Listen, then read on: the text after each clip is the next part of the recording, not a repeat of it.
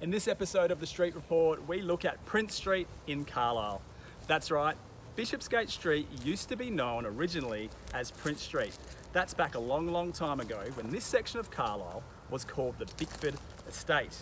Now, this was many years ago when this street only had about 150 homes on the street, and most of those are around about 1,000 square metre or quarter acres as we used to call them. These days, with all the subdivisions and the three sites that are going on, we'll find over 400 people calling this place home. And the history runs deep with this street. In fact, one of its longest owners is someone known as Charles McNess.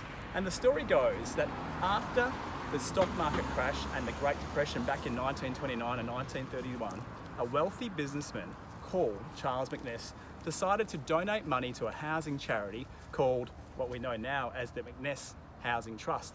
And one of his first properties that he bought in that trust was actually on Bishopsgate Street.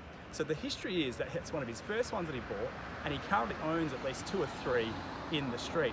Now, he passed away a long time ago, but it's great to know the history of these people trying to help out others that were struggling at the time that couldn't afford to pay for their mortgages or their living expenses because they were unemployed. Now, history like that you'll also find on the street, with some of our properties dating back to 1924 being very attractive to the recent buyers. In fact, a 1924 character home recently sold for one of the highest street prices of $870,000.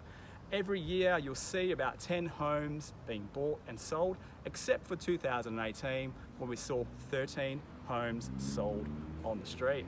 So there you go, that's the Street Report, where we get to find out a little bit more about those interesting things that happen on your street. And who would have thought Bishopsgate Street has such a deep history? If you have something you'd like to tell us about your street, leave it in the comments below.